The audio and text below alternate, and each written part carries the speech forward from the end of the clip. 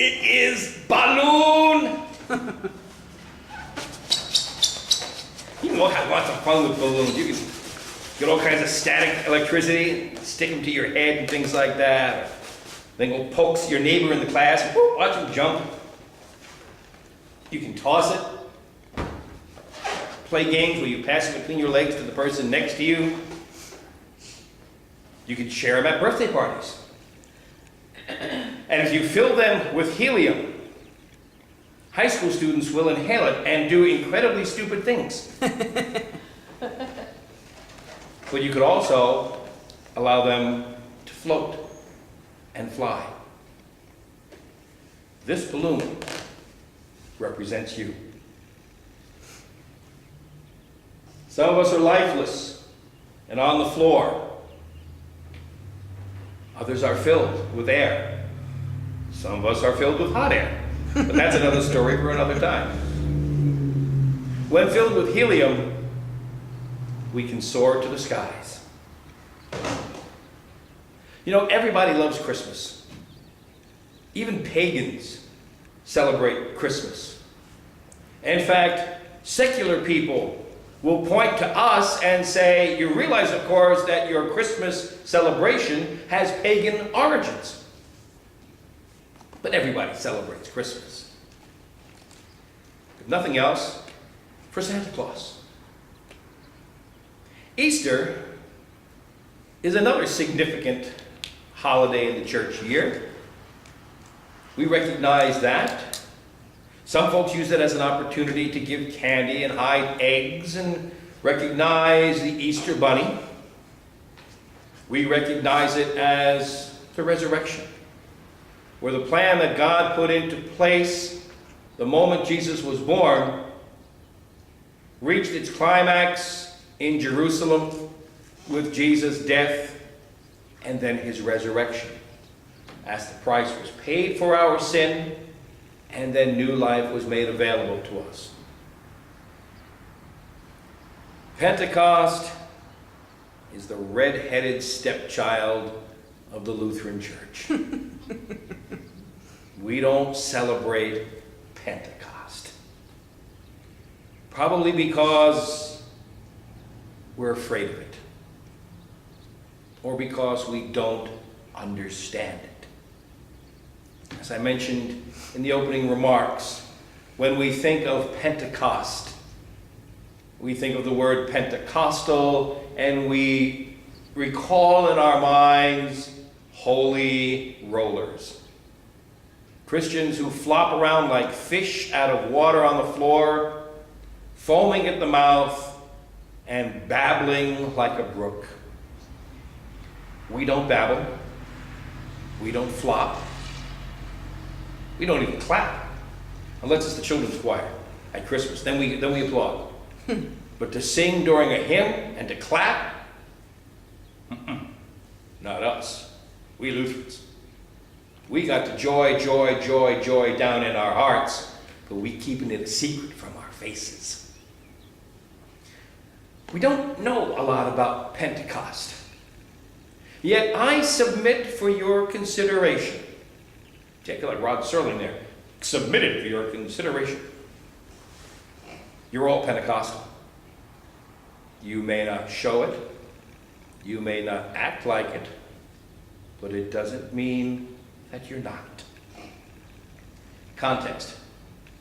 Luke is writing to his friend Theophilus, the same man who received Luke's original writing, the gospel story of Jesus. And he is describing here how Jesus gave his final instructions to his disciples, ascended from their sight into heaven, and then 10 days later, as promised, sent that Holy Spirit, that advocate that we heard about in today's gospel lesson. We call it the birthday of the church, because it was on that occasion that a group of about 150 terrified followers of Jesus stopped hiding behind locked doors, where it was safe, where it was comfortable, and went out into the street and proclaimed the gospel message of Jesus Christ. Pentecost was actually a Jewish festival. 50 days prior, the Jews had celebrated Passover. It was their celebration of liberation from slavery in Egypt. And originally, the festival of Pentecost was a harvest festival. And people from all around the world who were Jewish people would come to Jerusalem to make grain offerings in the temple. By the time of Jesus, the festival of Pentecost had shifted its importance so that Jews were now using this as a day to celebrate the law of Moses and the covenant with Abraham. How significant it is that this is the day God chose to enhance everything and give it new meaning.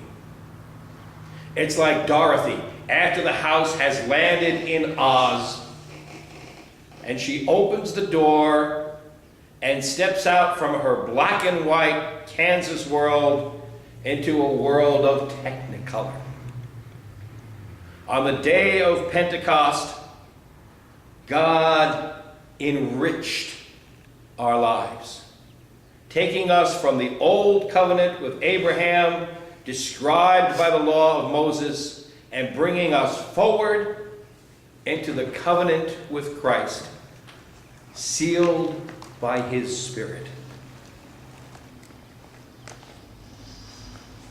The coming of Pentecost and the Holy Spirit in the Bible is typically accompanied by physical signs. And in these 3 verses at the beginning of our first lesson, we have some of these signs. In verse 2, we hear that there was a sound of a rushing wind. Now, I grew up in New York City.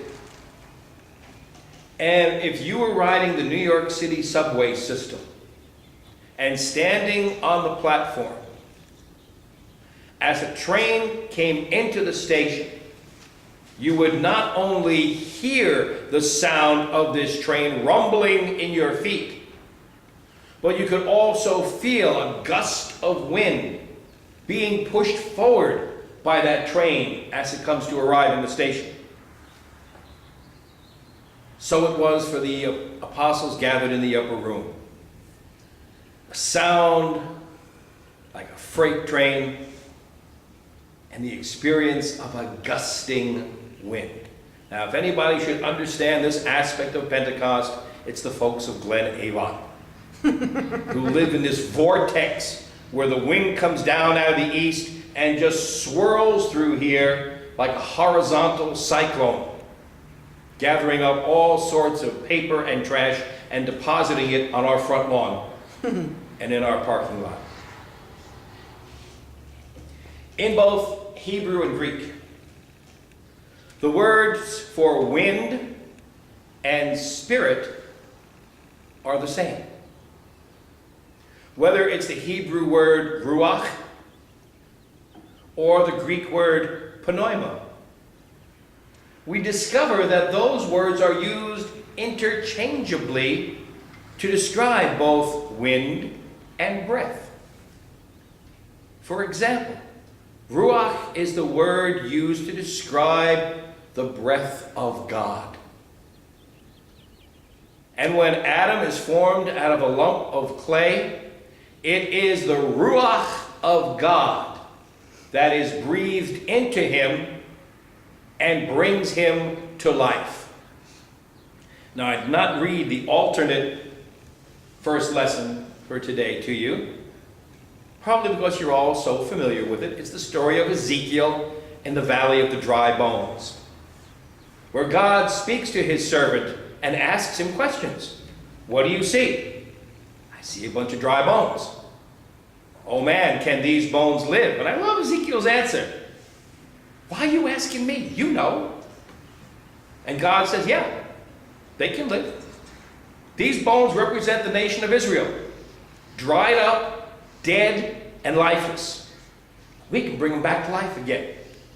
And so first he has Ezekiel commanded the bones come together, and they do. And I wish I could be there. I think we can see this in a movie. You can imagine the special effects. This scattering of bones, all clattering, coming together, and standing upright as lifeless, silent skeletons. Ezekiel gives a second command, and those bare bones are covered with muscle and tissue and flesh. But they're still lifeless. One more thing remains. And so God instructs Ezekiel to call to the Ruach of the earth. And just as we heard in the Garden of Eden, so it is now in this valley of dry bones, where the breath of God, this wind experience, brings life to these dead bones. Then, in verse 3, we get the fiery thing. And we like putting little fiery things on our altar. If you have seen pictures of Pentecost, you've probably seen the artist depicting the folks in the upper room standing there with little flickering lights of flame over their head. Curious thing is, it doesn't say it was fire. It says it was like fire. It seemed as if fire was upon them. And it really doesn't matter whether it was actual fire or not. Either way, the symbolism is the same. These men and women were fired up. Imagine, if you will, a barbecue grill. You spread your lighter fluid, toss in the match. If you are a fan, as Madeline and I are, of the TV series The Middle, you know it's a story about a Midwestern family, 3 kids. The oldest is a high school senior boy, all hormone and muscle, no brain whatsoever. He and his 2 friends have been tasked with getting a job for the summer. They decided they don't want to work. Instead, they're going to start their own business. They call it Boss Co. And the 3 of them are bosses. No workers, just 3 bosses. And they go out and hire themselves out. And strangely enough, some man does hire them to remove a stump from their front yard, his front yard. They try yanking it out with sheer muscle power. They try attaching a chain to his rear bumper, only to result in the stump staying where it is and the bumper coming off the car. So finally they decide, we'll burn it out. And you see them dumping a couple of gallons of gasoline onto the tree stump. And the boy strikes a match, tosses it. Immediately you cut then to the next scene, which is the dad standing on the front lawn getting ready for a party, and off in the distance he hears boom, and he looks up to see this fireball. Yeah, they got fired up, but not in a good way. The apostles, however, were fired up in a totally different way.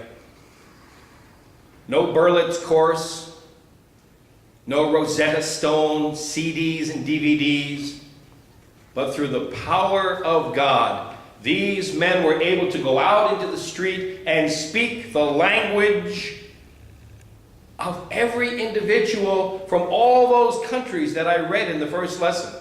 That horror story for lectors who volunteered to read lessons and had to come up here and talk about Phrygia and Pamphylia and Cappadocia. You got to put marbles in your mouth if you want to read that lesson.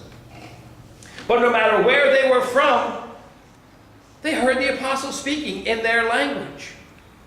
Now this passage does sometimes confuse people because it uses the word tongues. It says they went out and spoke in tongues. Now that's not the same kind of speaking in tongues that Paul addresses when he writes his letter to the Corinthians. That's different. We'll talk about that some other time. But here, the point is really very simple. God has asked them to do a task. Go and spread the good news of Jesus Christ. And like I mentioned last week, God called Moses to go do a task. And Moses said, I'm not qualified for that. And God's response was, that's okay. I'll qualify you. I'll give you what you need to do the task I have called you to do. And it was no different here. These people were not qualified to do what Jesus had asked them to do. They spoke Aramaic, that version of Hebrew that was local to those people, a language that would have been ununderstandable to anyone else. They were timid, they were afraid, they were narcissistic and self-centered. But at this moment, God fires them up with enthusiasm, the energy to go out and do this task, and then he gives them the ability to speak the different languages so they're capable of doing it. Remember what you've been told. God does not call the qualified to ministry. God qualifies those he has called. He has called me, and he has called you. Another reason why Lutherans don't like Pentecost, aside from our angst over being one of them holy roller people, we sing Western European hymns in a minor key, 4 verses, that's it, we're done. Put a little pause before the beginning of a verse and we're all thrown. No, we don't like Pentecost because this is the one time God asks us to do something. We can celebrate Jesus' birth. We can celebrate his resurrection. We can understand the significance of his crucifixion. But on Pentecost Sunday, don't just sit there. Do something. Go out and spread the message. Go out and share with people the good news. Why is it that we have no trouble whatsoever telling people about a movie we have seen, a restaurant we have tried, or a great sale at a local department store? But talk about Jesus? Oh, no. That's your job, Pastor. You do that.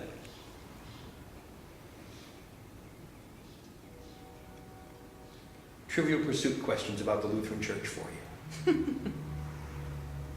Are you aware that the average Lutheran church member has heard, in the course of a lifetime, over 4,000 sermons? That's a lot of talk. The average Lutheran in a lifetime has sung over 20,000 hymns. Probably complained about at least 8,000 or 9,000 of them. And the average Lutheran has brought fewer than 5 people to church with them in a lifetime. I'll give you those numbers again. 4,000 sermons, 20,000 hymns, 5 people brought as guests to church. Even more staggering, the average Lutheran has helped lead 0 people to Christ. Now, I'm not saying that that's never happened, or that it's never happened for any of you, but statistically speaking, all these Christians who call themselves Lutherans, all these people who have the joy down in their heart, have not shared it with anyone. Statistically, that averages out to a number so small.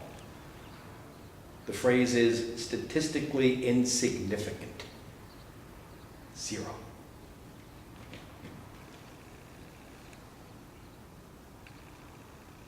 And people wonder why our church is dying.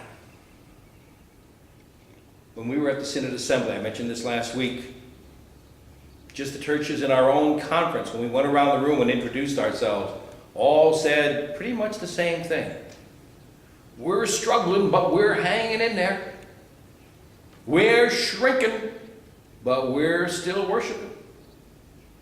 We're getting older by the day, but we're still faithful. Interesting, as I was listening to the Jesus Christ show this morning on the way up here, one of the callers was talking about how he was led to worship in a particular congregation and felt that he had found a church home there, but he was the youngest person there. Jesus, they're all old people. And I want to go invite people to come to church, but they're not going to like this church. They don't have guitars.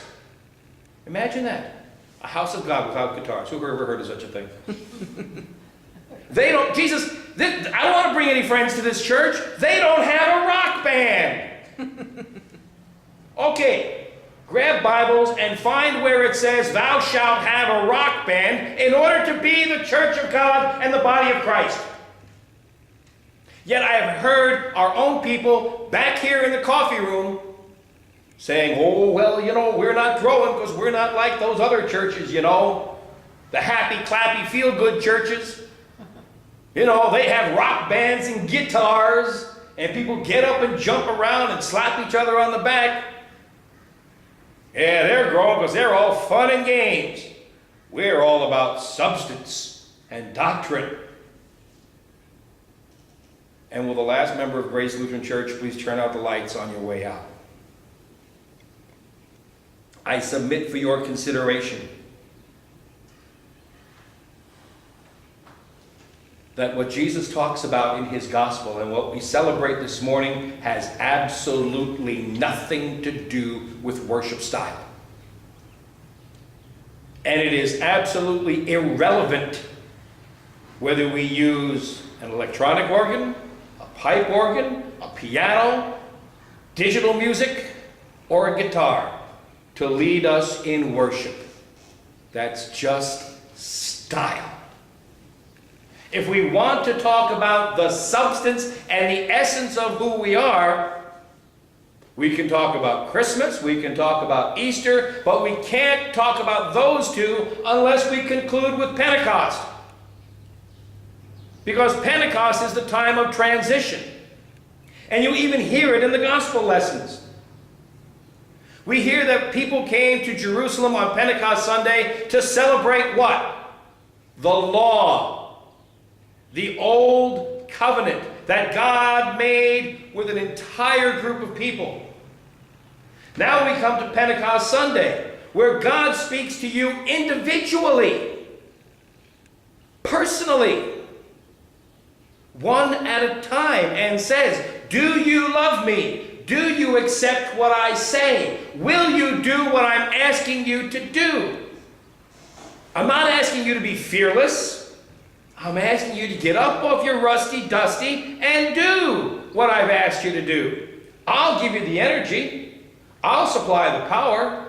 I'll supply the resources. I'll supply the opportunity. All you have to do is be in motion. Churches that are complaining about how their church is struggling and dying remind me of the old saying, you can't steer a parked car. Now, if you don't like the way your car is facing, you can turn the wheel and make it go in a different direction. But to accomplish that, the car has to be in motion. You can't sit there in the parking lot, turn the wheel, and wonder why you're not facing in a different direction.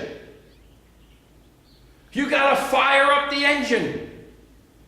You've got to utilize the explosive power of the gasoline that's in the tank. Do you know that the Greek word for power is dunamis? From which we get the English word, here's Jimmy Walker, dynamite. It's power. It's what enables you to do what God asked you to do and be whom God has asked you to be. Today's biggest challenge for us as Christians, for us as Grace, is to get serious about our faith and boldly take it out there. Yeah, not everybody's going to love it for that. People are not going to embrace you and go, oh, thank you so much. I was sitting here hoping somebody would come and share the gospel with me. They might even challenge you a little bit. Yeah, well, so what? I've been challenged before. They might disagree with you. Okay. Ain't it great that we live in a country where you're all entitled to an opinion? I think that religious stuff's a bunch of crap. Okay. Ain't it great we live in a country where you're all entitled to free expression of religion? I'm just sharing what I know. I'm just sharing what I've experienced. You can't share what you don't have. If you have not been fired up by God's Spirit, then your ability to witness is hollow and superficial. Now, there's actually nothing new or startling about this sermon this morning. I'm not saying anything I haven't said before or that the church hasn't said for the past 2012 years, give or take a few. I deliberately kept it simple so we could all have a basic understanding of what Pentecost is all about. God's Spirit came to put into effect the plan God had for His people. God's Spirit can come here to this room, to this building at this moment. Are you waiting for the sound of the rushing wind? Probably not going to happen. Be cool if it did.